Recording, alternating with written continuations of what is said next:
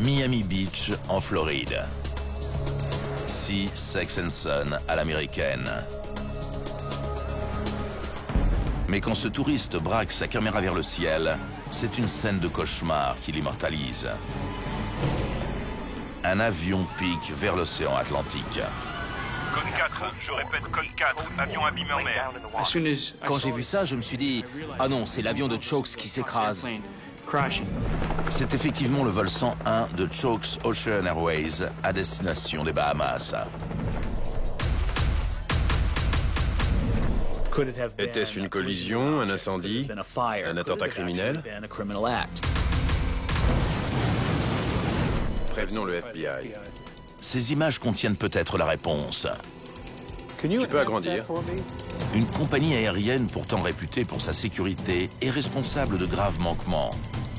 Mais il faudra que les enquêteurs travaillent pendant des centaines d'heures pour les déceler. Bingo.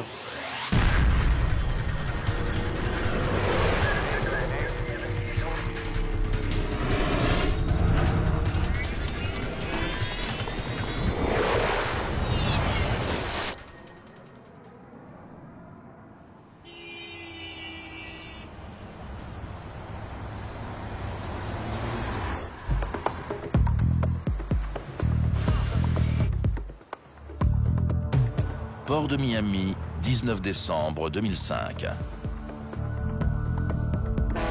Ici, les cargos géants et les grands paquebots de croisière sont monnaie courante.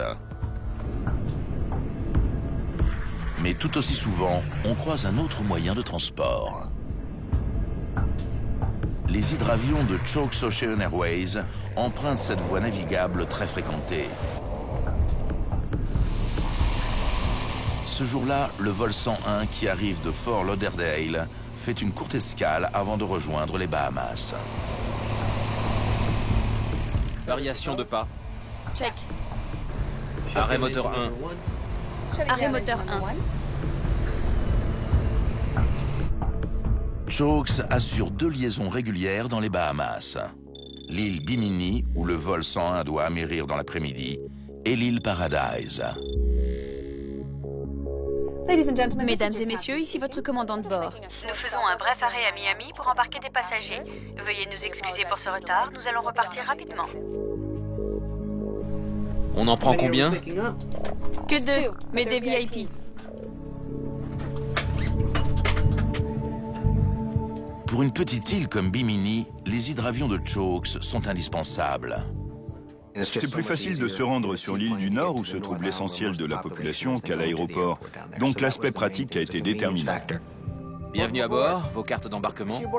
Tenez, Sergio d'Anguilcourt est cadre dans l'entreprise familiale de spiritueux Bacardi. Il est l'arrière-arrière-petit-fils du fondateur. Les d'Anguilcourt sont très connus dans la communauté cubaine de Miami pour leur prise de position anticastriste. Son épouse et lui s'envolent pour les Bahamas, où ils comptent acheter un yacht. Ils sont installés? On est prêts. Bonjour à tous. Je vous souhaite la bienvenue à bord de ce vol Chokes Ocean Airways 101 à destination de Bimini, qui durera 25 minutes. Bon vol. Checklist mise en route. Reçu. Michel Marx, qui a été promu commandant dans le courant de l'année, est aux commandes aux côtés de l'officier pilote de ligne Paul De Sanctis, employé par la compagnie depuis 8 mois. Starter on. C'est la première fois qu'ils font équipe. Sécurité pour roulage. RAS.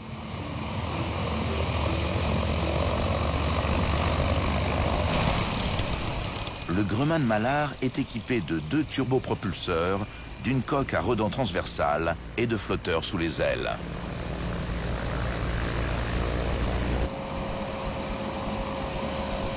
Il peut emporter jusqu'à 17 passagers et peut se poser aussi bien sur mer que sur terre grâce à ses trains d'atterrissage escamotables.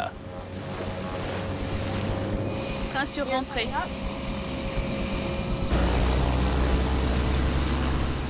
en fonction de la journée, décoller avec un Mallard peut être très sympa ou cauchemardesque.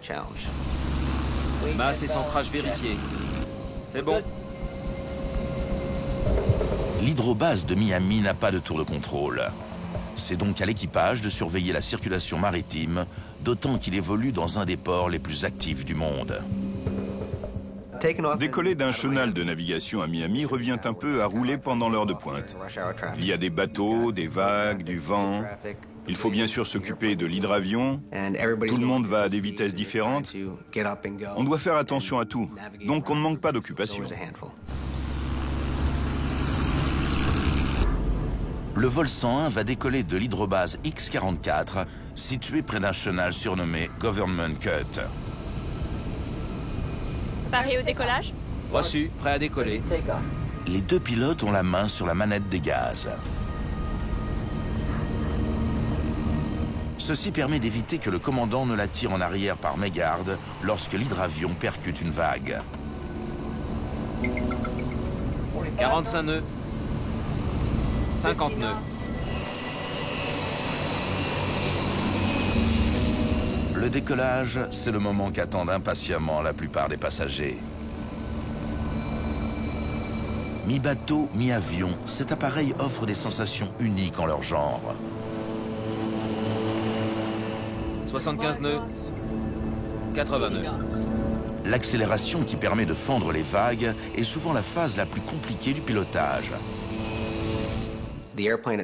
Cet appareil était très difficile à piloter tant qu'il était sur l'eau et lors de la transition, quand il se transformait en avion. Sur une mer forte, ça pouvait être un vrai défi.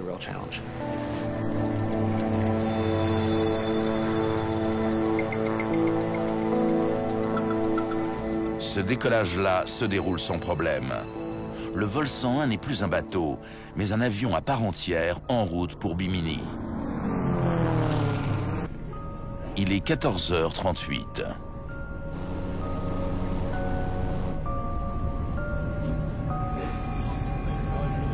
Sa trajectoire fait passer l'appareil devant South Beach, où se massent baigneurs et surfeurs.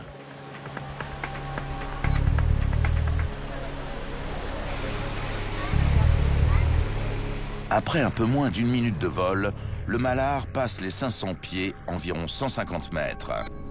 Il est bien en dessous des nuages. Mais à ce moment-là...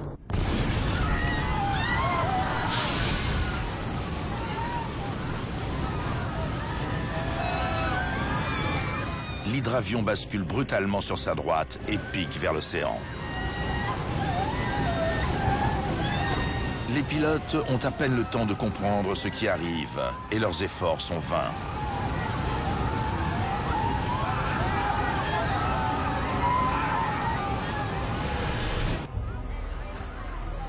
Par hasard, un touriste new-yorkais filme les derniers instants du vol.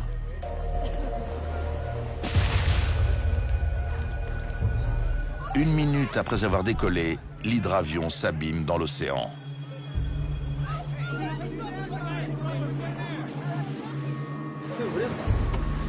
Lucas Bocanegra est maître nageur et posté à South Beach, près de la voie maritime utilisée par Chokes.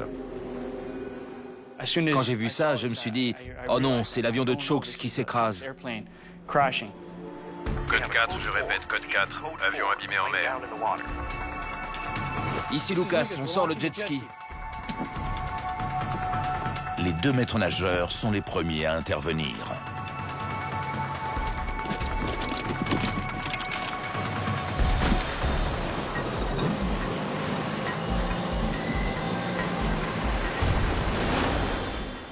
On est parti le plus vite possible jusqu'au lieu de l'accident.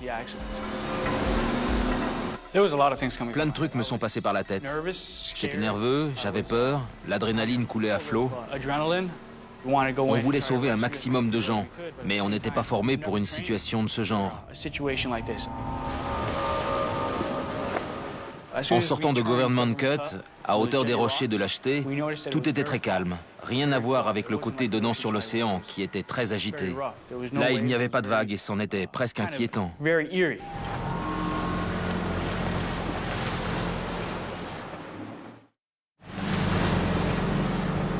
En arrivant, Lucas Bocanegra et son collègue ne trouvent aucune trace du vol 101 ou de ses passagers. Petit à petit, on a vu des débris remonter à la surface.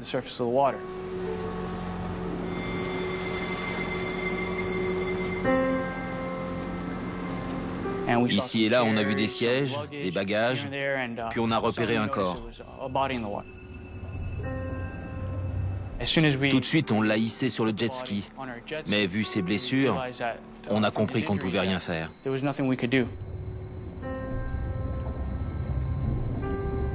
Après, on a récupéré autant de cadavres que possible pour les rendre aux familles.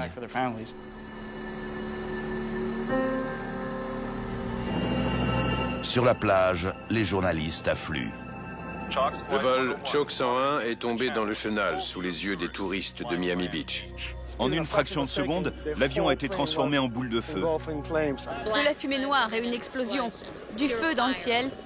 On n'arrivait pas à croire qu'on était témoin d'un truc pareil. L'hélicoptère survole l'épave pendant que les gardes-côtes cherchent des survivants. Mais ces efforts sont inutiles. Nous avons récupéré quelques corps, mais nous n'avons trouvé aucun survivant.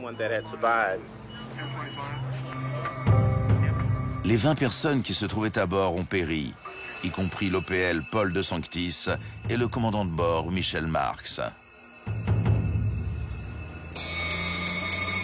Les habitants de Bimini sont sous le choc.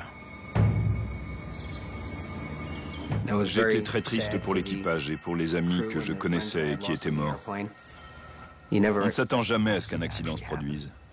Et le découvrir à la télévision, comme ça a été mon cas, ça a été très dur. À Washington, l'enquête du NTSB, l'équivalent du bureau d'enquête et d'analyse, est confiée à Bill English. J'étais dans mon bureau en train d'expédier de la paperasse quand le directeur est venu me dire qu'il y avait eu un accident. J'ai demandé de quel avion il s'agissait et il m'a dit un Grumman Mallard. Et j'ai tout de suite su qu'il s'agissait de Chooks. Quelques heures plus tard, les enquêteurs arrivent à Miami où 19 corps ont été repêchés. Il n'en manque plus qu'un. Je connaissais très bien Chooks, parce que je suis qualifié sur Hydravion et parce que cette compagnie était une légende.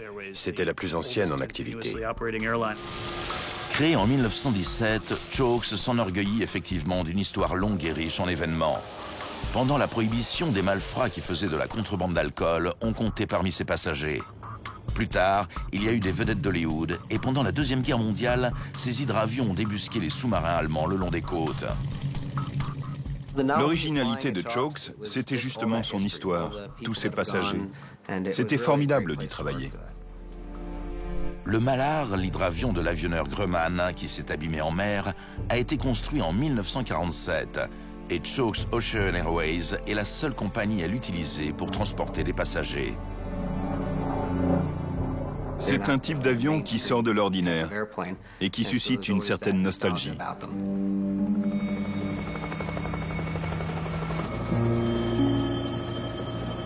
Les plongeurs retrouvent les boîtes noires et les enquêteurs les envoient au NTSB à Washington. Elles devraient contenir des renseignements très importants à propos de l'activité des pilotes dans les secondes qui ont précédé le drame.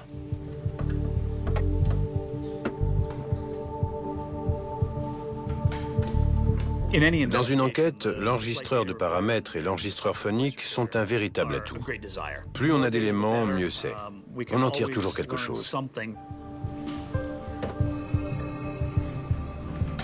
Mais Bill English apprend qu'il n'obtiendra pas tous les éléments qu'il voudrait. D'accord, merci. À bord du Mallard, il n'y avait qu'un enregistreur phonique. La plupart des avions de ligne sont équipés de 2 enregistreurs. Selon les avions, celui qui gère les paramètres enregistre les données concernant le vol. Altitude, vitesse air, position des gouvernes. Mais l'hydravion de Chooks n'en était pas équipé. Il n'avait qu'un enregistreur phonique. C'est une grosse déception. Mais la couverture médiatique de l'accident permet aux enquêteurs d'obtenir un indice très rare pour un crash. Les autorités ont révélé que les dernières secondes du vol 101 ont été filmées. Ces images spectaculaires ont été tournées par un touriste à South Beach. Trouvez-moi une copie.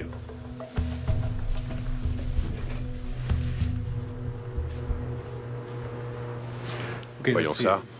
Les images ne montrent effectivement que les dernières secondes avant l'impact, mais confirment les dépositions des témoins qui ont vu une aile se détacher en plein vol. Tu peux agrandir? Sur la vidéo, on voyait l'aile juste après qu'elle s'était détachée du fuselage et le reste de l'avion qui basculait dans une autre direction. On voyait aussi les flammes et la fumée. C'était très surprenant de voir que l'aile s'était arrachée de cette façon. Ça avait été une belle journée, la mer n'avait pas été trop forte lors du décollage, mais tout à coup cette aile s'était détachée. Ça a dû être catastrophique.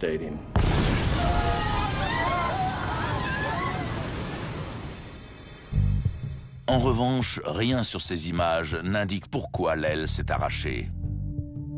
La réponse à cette question se trouve peut-être dans un morceau que les plongeurs viennent justement de remonter à la surface. L'aile droite est retrouvée un peu plus loin, presque intacte.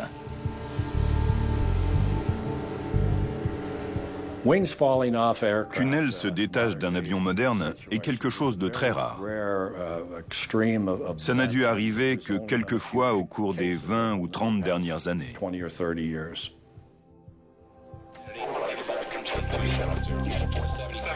À Washington, les analyses ont déjà commencé. Au laboratoire du NTSB, des techniciens examinent la bande de l'enregistreur phonique. L'enregistreur phonique, comme son nom l'indique, enregistre les conversations des pilotes entre eux et à la radio. Whisky 29, contacté 80-60, 124,5, redonnez température. Mais sur la bande, il n'y a qu'un magma de voix et de bruit dont les techniciens ne peuvent absolument rien tirer. Whisky 29, contacté. Il s'est avéré que la tête d'effacement, qui est la même que celle d'un banal magnétophone, n'avait pas complètement effacé les anciens enregistrements. Donc tous les vols suivants ont été enregistrés les uns sur les autres. Et à l'arrivée, il ne restait plus qu'un bruit confus qui était inaudible et inutile. C'est une nouvelle déception. Redonnez température, 124,5.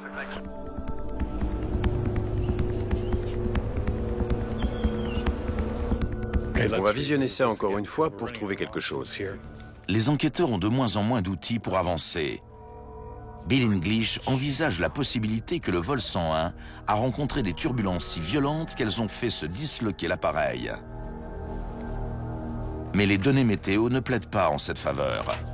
Aucun phénomène n'a pu provoquer de turbulences suffisantes. De toute évidence, il faut chercher l'explication ailleurs. Autre hypothèse. Le Malhar a peut-être percuté quelque chose lorsqu'il se déplaçait sur l'eau. Les hydravions ne décollent pas d'une piste, mais de la surface de l'eau, où ils flottent parfois des morceaux de bois, des objets susceptibles de provoquer des dégâts structurels.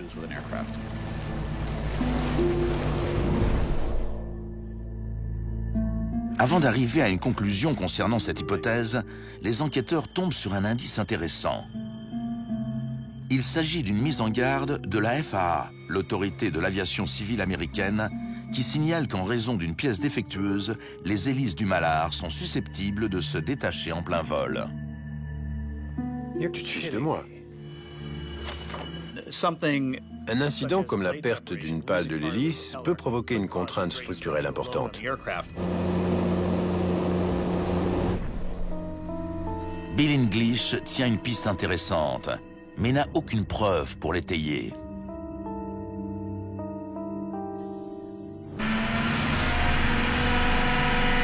Toute l'île est sous le choc devant tant de pertes humaines et les enquêteurs cherchent des réponses en attendant qu'on remonte d'autres débris.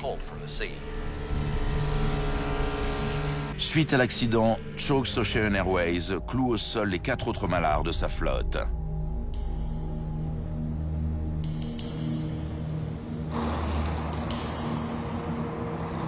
À l'antenne de Miami, les enquêteurs du NTSB s'efforcent d'identifier les débris.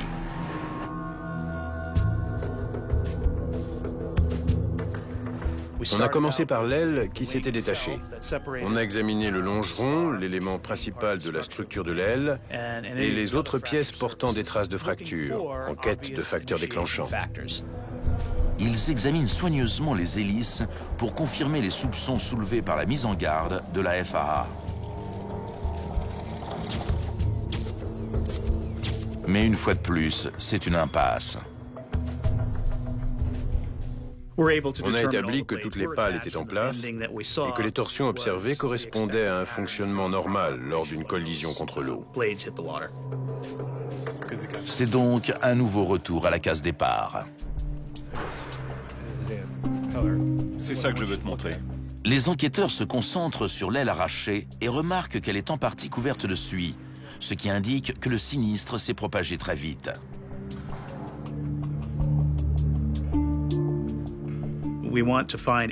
On voulait trouver l'origine de l'arrachement de l'aile. Était-ce une collision, un incendie, un attentat criminel? Ces traces de brûlure font envisager une nouvelle hypothèse, celle d'une explosion, d'une bombe.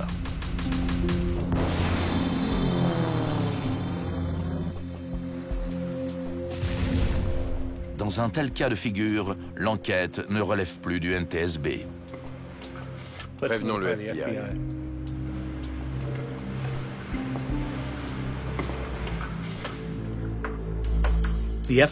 Le FBI nous aide dans un grand nombre de nos enquêtes. On fait appel à certains de ces experts pour rejeter l'hypothèse terroriste ou criminelle. Si c'est une bombe qui est à l'origine du drame, il est possible qu'un des 18 passagers ait été la cible. Merci de venir nous aider. Et le nom d'un homme se détache du manifeste, Sergio d'Anguilcourt. Bienvenue à bord, vos cartes d'embarquement. Tenez. Sur Internet, le bruit court que l'accident est en fait un assassinat contre cet homme. Sa famille a fait fortune à Cuba avant l'arrivée au pouvoir de Fidel Castro. Elle s'est farouchement opposée au régime communiste du leader Maximo et aurait même soutenu des tentatives de putsch. Voilà votre exemplaire. Je veux vous montrer quelque chose. On ignore si c'est de la suie ou des résidus d'explosifs. Une bombe laisse des traces chimiques et des marques distinctives sur les éléments métalliques. Les techniciens du Bureau fédéral d'investigation sont spécialement formés pour les repérer.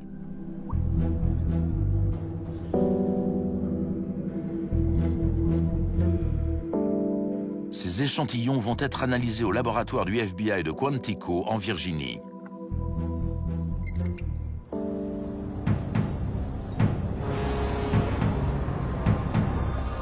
Quatre jours après l'accident, les plongeurs continuent de remonter des morceaux d'aile du fond de l'eau.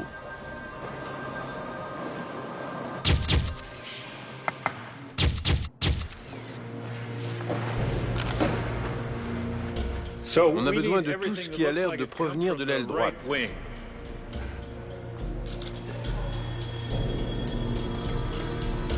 Lumière, s'il vous plaît.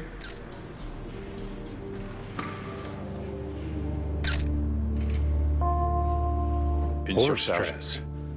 L'essentiel des dégâts observés est le résultat de surcharge. Dans certaines zones, le métal a été purement et simplement déchiré lorsque l'aile s'est détachée. Viens voir. C'est le même. Quand le métal subit des contraintes qui le font casser, les fractures se caractérisent par une bordure irrégulière et sont faciles à différencier de celles qui sont apparues petit à petit au fil du temps. Découpe cette pièce d'ici à là et envoie-la à Clint à Washington. En examinant le longeron et les autres composants de l'aile droite dans le hangar des gardes-côtes à l'hydrobase, on n'a fait qu'une analyse visuelle. On n'avait pas les outils de laboratoire sophistiqués de notre quartier général. Les enquêteurs envoient certaines pièces au laboratoire dans l'espoir que leur étude détaillée permettra de découvrir ce qui s'est passé. Clint? Clint, on t'envoie tous les morceaux d'aile qu'on a. D'accord. Je sais, j'attends toujours le rapport. Les résultats d'analyse du FBI arrivent rapidement.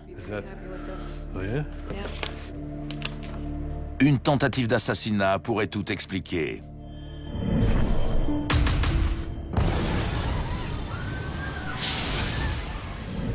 Sauf qu'il n'y a aucune trace d'explosif sur l'épave. Bon, donc ça n'est pas ça.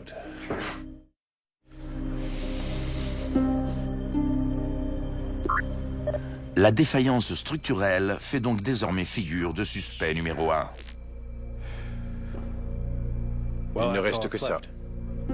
On verra demain. À l'évidence, l'avion avait subi des dégâts structurels catastrophiques, donc il fallait qu'on en trouve la cause, le facteur déclenchant. Bill English doit en savoir plus à propos de la longue existence de ce malard. C'est typique de chaque enquête. On s'intéresse à l'entretien de l'avion, et pour un appareil âgé de 60 ans, c'est encore plus important. Éplucher les 28 cartons de dossier prend plusieurs jours. On s'assure de connaître tout l'historique de l'avion. Quels sont les problèmes d'entretien chronique qu'il a connus?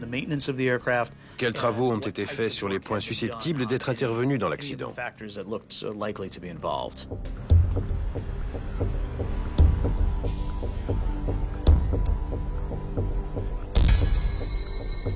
Clint Cruikshanks est spécialiste des structures. On aborde une enquête en gardant l'esprit ouvert et on laisse l'épave nous raconter ce qui lui est arrivé.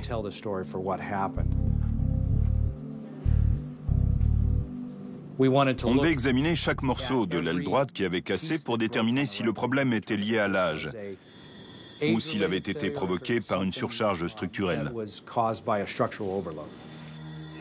Comme presque celles de tous les avions, les ailes du malard sont en alliage d'aluminium.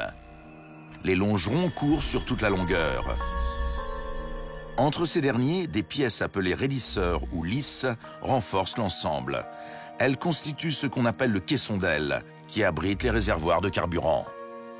Le revêtement recouvre cette structure pour donner à l'aile une allure lisse et aérodynamique. Mis bout à bout, tous ces éléments supportent les charges qui s'exercent sur les ailes.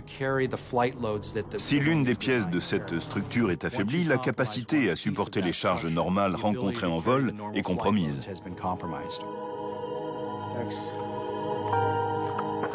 Au fil des années, le caisson d'aile avait été réparé à de nombreuses reprises. Les mécaniciens de Chokes avaient réparé des zones abîmées par la corrosion. Pour un avion vieillissant et un hydravion qui plus est, la chose n'a rien d'inhabituel. Décoller depuis l'eau et s'y poser implique que les contraintes sont différentes de celles d'un avion classique. En plus, l'eau provoque de la corrosion et elle est bien sûr plus fréquente sur ce type d'appareil. Mais lorsque les enquêteurs examinent le reste de la flotte de Chokes, ils constatent que les malards sont en nettement plus mauvais état qu'ils ne l'imaginaient. Réparation suite à corrosion. Corrosion, corrosion, corrosion, réparation suite à corrosion. Il y en a un paquet. L'hydravion accidenté et les autres de la flotte de Chokes avaient eu plein de problèmes d'entretien. Il y avait de la corrosion partout. Et on a constaté que la maintenance des appareils restants était de mauvaise qualité. Un grand nombre des réparations étaient très médiocres. Certains trous avaient été percés 2 ou 3 fois. La corrosion avait été trop poncée. Les matériaux étaient éraflés.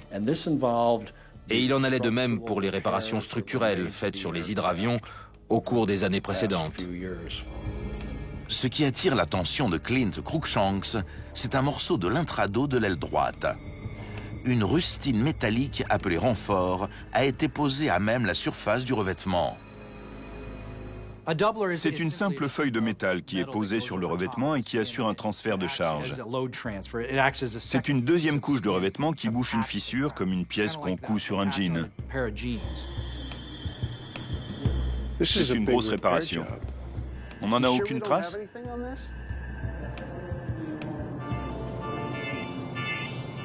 Il y a de quoi intriguer les enquêteurs, car cette rustine se trouve précisément à l'endroit où l'aile a été sectionnée.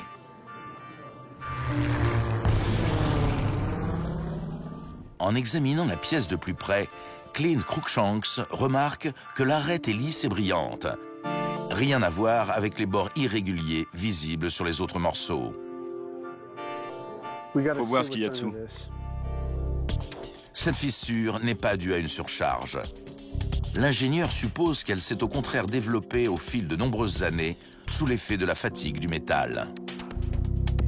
La fatigue, c'est le processus qui fait qu'une pièce métallique, un longeron ou autre chose, subit régulièrement des charges. On a tous tordu un trombone dans un sens puis dans l'autre jusqu'à ce qu'il casse. C'est la même chose. Cette fatigue est provoquée par les vols qui se répètent tout au long de la durée de vie de l'avion. À chaque décollage, l'aile subit une contrainte, celle de la portance qui fait s'élever l'appareil. À chaque fois que l'hydravion se pose, la contrainte s'arrête. La structure des ailes n'encaisse plus de charge. C'est exactement comme avec mon trombone. Clint Cruikshanks a hâte de découvrir ce que cache la rustine métallique.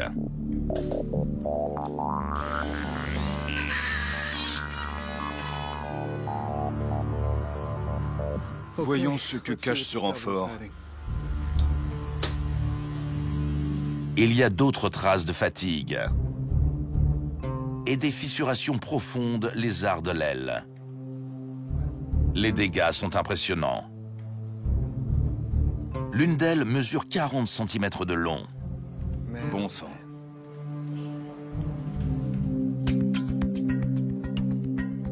Après plus amples investigations, Clint Cruikshanks fait une autre découverte. Trois perçages dans le revêtement à l'avant du bord d'attaque. Tous trois semblent être des trous d'arrêt.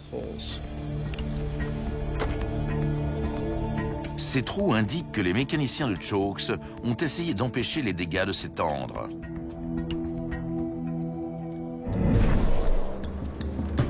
Plusieurs années auparavant, un mécanicien avait repéré la fissure sur l'intrado.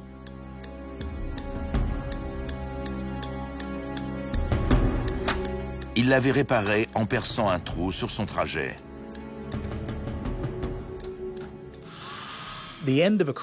L'extrémité d'une fissure, ça se voit à l'œil nu.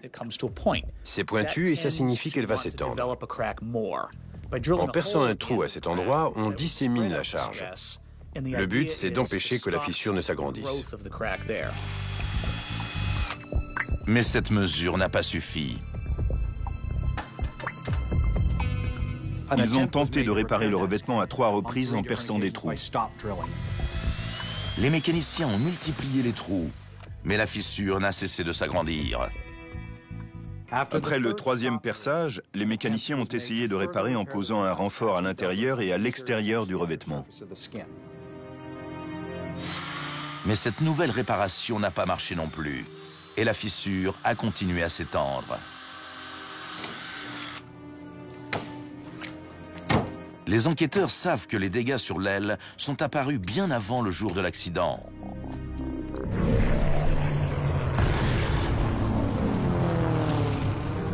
Ce qu'ils ne comprennent pas, c'est pourquoi les réparations ont échoué.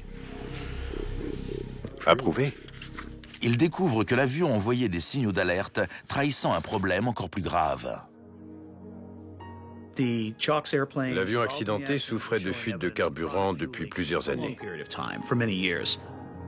D'après le carnet d'entretien, des fuites sur l'aile droite ont été réparées d'année en année, mais elles n'ont pas cessé de réapparaître. Les équipages ont remarqué ces fuites de kérosène à répétition lors de l'utilisation normale, et on a essayé d'alerter la direction. Et 2 jours avant le drame, le phénomène s'est reproduit. En effectuant une opération d'entretien de routine, un mécanicien a constaté que l'aile droite perdait du carburant. Les mécaniciens rebouchaient les réservoirs où ils réparaient comme ils pouvaient, mais c'était un problème récurrent. La procédure pour boucher une fuite consiste à appliquer un produit d'étanchéité chimique à l'intérieur du réservoir. Il faut une journée pour que cette pâte sèche. Ensuite, l'avion peut reprendre du service. Ces fuites auraient dû faire comprendre que la fissure n'était que la partie émergée de l'iceberg, qu'il y avait un problème encore plus grave au niveau de la structure interne de l'aile. Les fuites de carburant chroniques sur ce modèle d'hydravion trahissent un problème structurel au niveau de l'aile. D'ailleurs, Grumman avait diffusé un bulletin de service en 1963 pour mettre en garde les mécaniciens contre ce phénomène.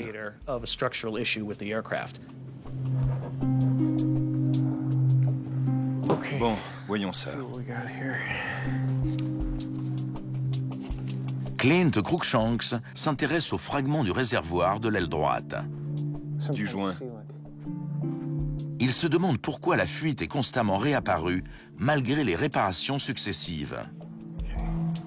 La spatule, s'il te plaît. Merci. Sous les couches de pâte d'étanchéité, il découvre la réponse. Bingo. Il y a des fissures dans une poutre de soutien très importante, une lisse à profil en Z sur laquelle était fixé le revêtement. Fini de nettoyer et prends des photos, d'accord? Merci.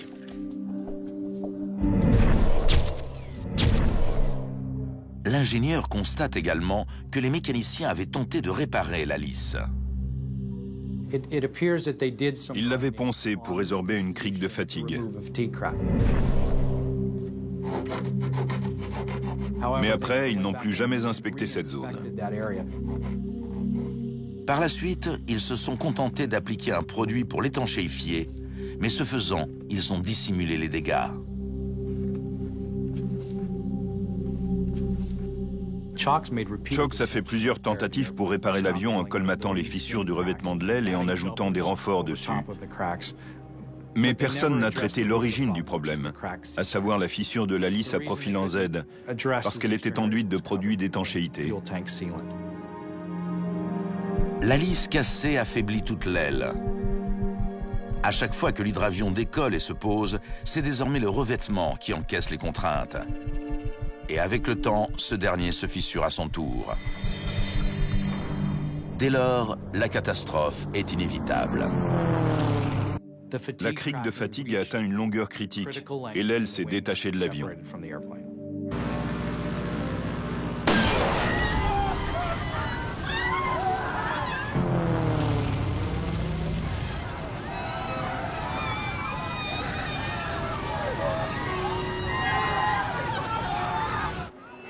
Les enquêteurs concluent donc que c'est une fissure masquée sur un des éléments clés de la structure de l'aile droite qui a conduit à la tragédie du vol 101.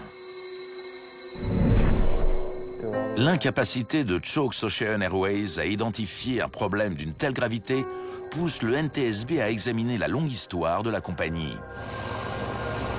Au moment des faits, elle était considérée comme un des transporteurs les plus sûrs du monde. Malgré l'âge de ces avions, elle pouvait se féliciter d'un bilan de sécurité vierge de près de 90 ans. Il était exceptionnel. Chokes n'avait jamais perdu le moindre passager. Chokes était une vieille maison. Mais je pense qu'en cours de route, sa gestion et la qualité de son travail ont nettement baissé par rapport à ce qu'elles avaient été par le passé. Qu'est-ce qu'on sait de sa santé financière? Les enquêteurs pensent que la qualité des prestations s'est peut-être détériorée en raison de problèmes d'argent. Les problèmes financiers, surtout au sein d'une petite compagnie comme celle-ci, peuvent se manifester de bien des façons, mais le personnel est souvent un des premiers à en pâtir. L'étude des bilans de la compagnie au fil des années fait apparaître des difficultés. Pendant les années 1980, Chokes a plusieurs fois changé de propriétaire avant de faire faillite en 1999. Elle a été reprise par un homme d'affaires de Miami, mais a continué à perdre de l'argent.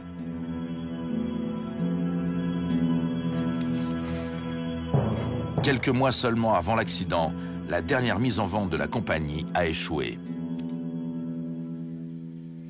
Ça n'allait pas fort.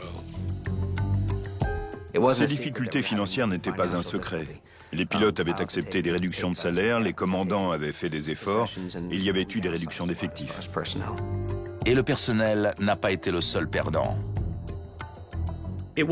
Chokes a eu du mal à trouver des pièces détachées, à faire certaines réparations. La compagnie avait un certain nombre d'appareils qui ne volaient pas et qu'elle dépouillait pour trouver ces pièces. Il n'y a dû y avoir que 50 à 55 Mallard construits.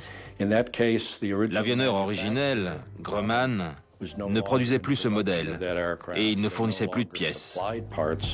La santé de plus en plus précaire de la compagnie et le manque de pièces détachées ont eu un impact direct sur la sécurité. Il y a tant de règlements et d'obligations à respecter pour faire voler un avion que c'est très difficile de se passer de maintenance sans que ça ait un impact sur la fiabilité. Et sans fiabilité, c'est la dégringolade. Mais indépendamment des conditions financières, cette compagnie aurait dû, comme toutes les autres, être surveillée de près par la FAA, l'aviation civile américaine. Cette dernière avait pourtant affecté quelqu'un pour collaborer avec Chokes.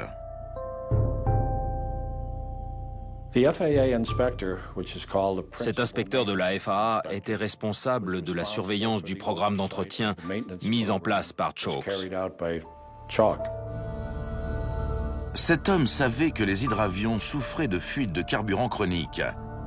Pourtant, sans qu'on s'explique bien pourquoi, il a approuvé l'ensemble de l'entretien 2 mois avant le drame.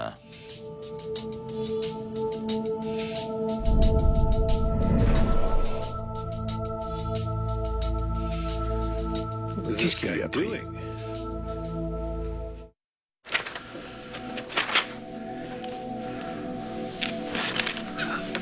À la lecture de ces documents, les enquêteurs sont effectivement en droit de se poser la question. Le fait que Chokes était un transporteur installé depuis longtemps l'a peut-être incité à se dire « Il n'y a que 2 ou 3 hydravions, c'est une petite entreprise, les appareils ne volent que quand il fait beau. Ce sont des petits gars bien, ils savent ce qu'ils font. » En fait, la FAA n'a pas pris de recul pour voir au-delà de l'arbre qui masquait la forêt. Elle n'a pas vu ce qui se passait au niveau du programme d'entretien des avions de Chokes. Si la FAA n'avait rien à redire à la gestion de Chokes, ce n'était pas le cas de tout le monde. On a discuté avec un groupe de pilotes qui avaient quitté la compagnie avant l'accident. Chacun d'eux avait une anecdote à raconter concernant l'entretien de leur appareil. Ça pouvait être un problème de fuite de carburant ou autre chose, mais tous s'inquiétaient de la façon dont Chokes s'occupait de ces très vieux appareils. En fait, les pilotes étaient tellement inquiets qu'au cours des années précédant le crash, beaucoup se sont réunis pour évoquer les problèmes de maintenance. Entre commandants de bord de la compagnie, on a décidé de se réunir pour parler des problèmes et faire entendre nos inquiétudes. Un des gros problèmes, ça a été un câble de gouverne de profondeur qui a cédé en plein vol. Heureusement, l'équipage a pu se poser en utilisant le moteur et faisant se déplacer les gens pour répartir le poids. Mais la plupart de ces histoires auraient pu se solder par un accident. En transport aérien, on parle d'un enchaînement d'erreurs. Si on enfile un maillon après l'autre, un accident n'est plus qu'une question de temps. Selon moi, si la compagnie continuait dans cette voie, il risquait de se passer quelque chose. Le commandant Eric Weber a fini par conclure qu'il avait trop souvent frôlé le pire. Ce qui m'a incité à démissionner, c'est que j'avais vu trop de choses au cours des mois précédents. Trop de pannes mécaniques qui étaient graves. J'en avais connu 3 la même année, alors que ma femme était enceinte. J'avais perdu toute confiance en ma compagnie et en ses avions. J'en avais assez.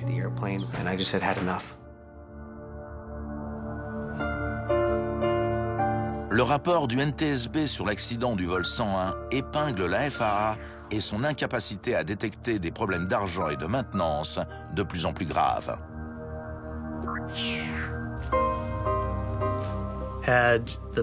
Si un responsable du programme d'entretien ou la FAA avait fini par dire « Ces avions ont besoin de plus qu'une simple réparation », l'accident ne serait probablement pas arrivé. Le rapport met également en lumière une lacune de la réglementation. Elle exige bien une inspection supplémentaire des avions vieillissants. Mais ceci ne s'appliquait pas au Mallard. Le Grumman Mallard avait été fabriqué en 1947. Il ne transportait que 17 passagers et il n'était pas classé parmi les avions de transport. En conséquence, il était dispensé de l'inspection supplémentaire.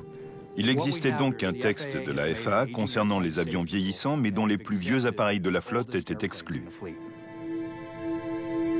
Le NTSB recommande donc que la FAA étende cette surveillance à tous les avions vieillissants.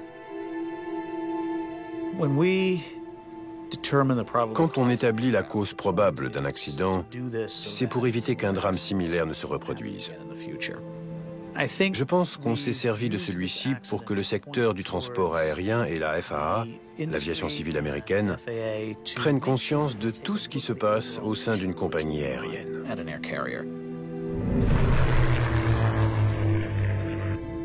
La tragédie du vol 101 a sonné le glas de Chokes Ocean Airways.